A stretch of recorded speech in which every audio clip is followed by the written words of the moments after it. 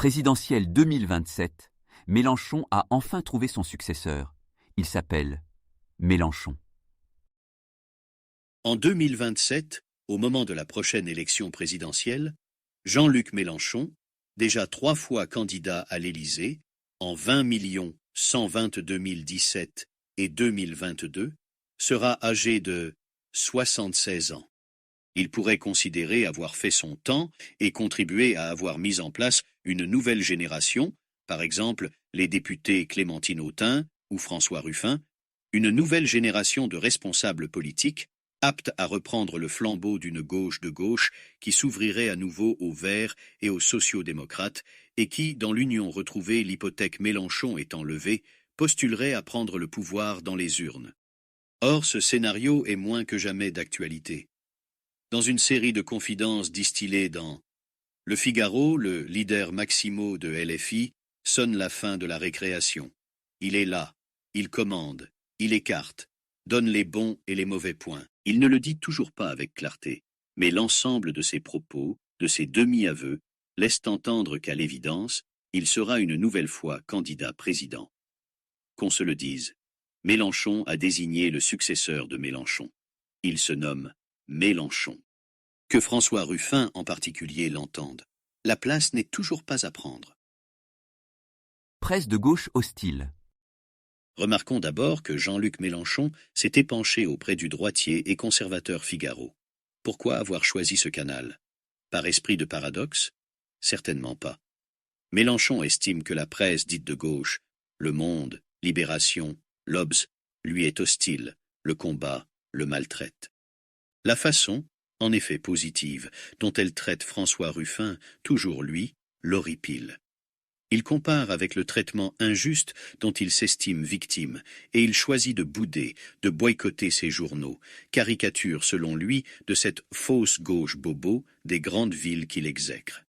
Plus que jamais, il veut croire à la marche irrésistible d'une gauche de la révolte, secouant toujours plus fort une société occidentale en voie de décomposition. C'est ainsi qu'il comprend l'actuel mouvement paysan.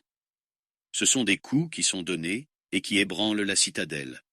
L'Europe libérale, la politique agricole commune, le gouvernement Macron. Tous ces gens en lutte aident à créer un éveil, une attention pour réfléchir à une alternative. Comment peut-on faire autrement? Ici et maintenant, jusqu'en 2027, la réponse de Mélenchon est « on ne peut plus clair » en suivant Mélenchon. Une fois cette évidence rappelée, l'idéologue Mélenchon se mue aussitôt en tacticien, en chef de parti résolu à ne rien lâcher et à cogner quand il le faut. Invention et destruction de la NUPES. Il avait inventé la NUPES, cette alliance parlementaire imposée aux socialistes et aux Verts. Il a détruit la NUPES après qu'il eut refusé au lendemain du pogrom du 7 octobre de qualifier le Hamas de terroriste. Mélenchon réfute ce double constat. Il n'est pour rien dans cette mise à mort. On lui cherche des noises, une mauvaise querelle, voilà tout. Ils sont incapables de dire quelque chose de concret contre moi. Ils pensent pouvoir me marginaliser. C'est leur erreur. Ils se demandent comment me prendre à la gorge.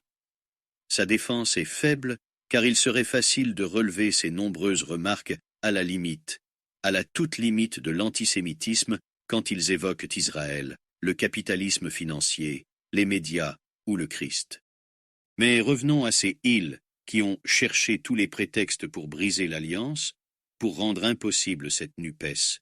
Le chemin le plus court, dit Mélenchon, pour la victoire en 2027. Des mous, des modérés, bref, des sociaux-démocrates et des Verts ayant sans doute le projet de participer à une coalition de centre-gauche. Une coalition de centre-gauche. La définition même de l'horreur dans l'esprit de l'idéologue Mélenchon.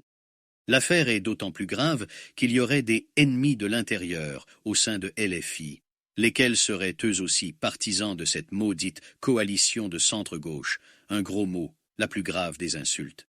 Mélenchon vise en particulier 2 députés de Seine-Saint-Denis, Raquel Garrido et Alexis Corbière, 2 de ses compagnons parmi les plus anciens, 2 de ses intimes, jadis. Leur crime? Ils reprochent à LFI un manque de démocratie, c'est bien le moins, et à Mélenchon une radicalisation systématique, parfois mal à propos. Les opposants à la porte. Verdict du chef, que Garrido et Corbière s'en aillent de leur propre chef, sinon, ce sera bientôt l'exclusion, forcément, dans la pire tradition stalino-trotskiste. J'ai certes une culture chrétienne, confie Mélenchon dans un rare moment de confidence. Mais je ne tends pas la joue gauche. Tu es d'accord avec la stratégie du mouvement? Oui ou non?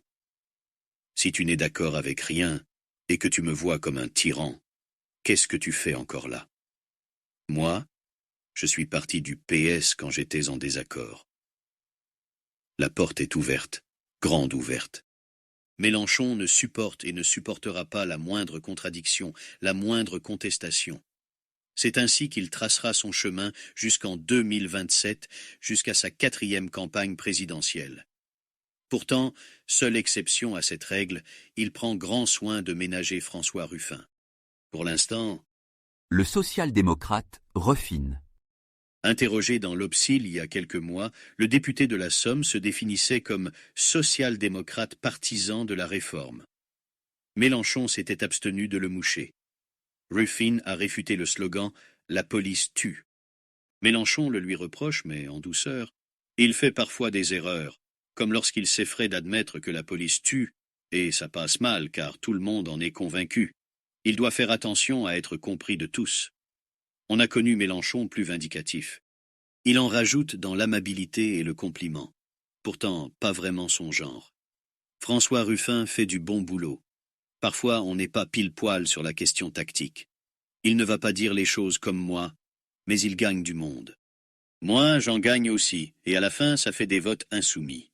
Mais pourquoi diable Jean-Luc Mélenchon est-il à ce point délicat envers François Ruffin? Pour 2 raisons au moins. D'abord, il le sait populaire auprès des différents électorats de gauche, y compris celui de LFI.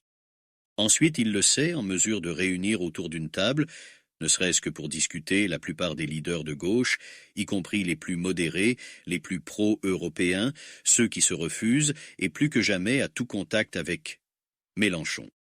Celui-ci a donc intégré que, pour la première fois, il est confronté à un rival sérieux, dangereux. Il a compris qu'il ne peut le traiter avec la violence, avec le mépris dont il fait preuve envers Raquel Garrido et Alexis Corbière. Alors, il fait mine de l'étreindre, de le cajoler, pour mieux l'étouffer avant la présidentielle 2027.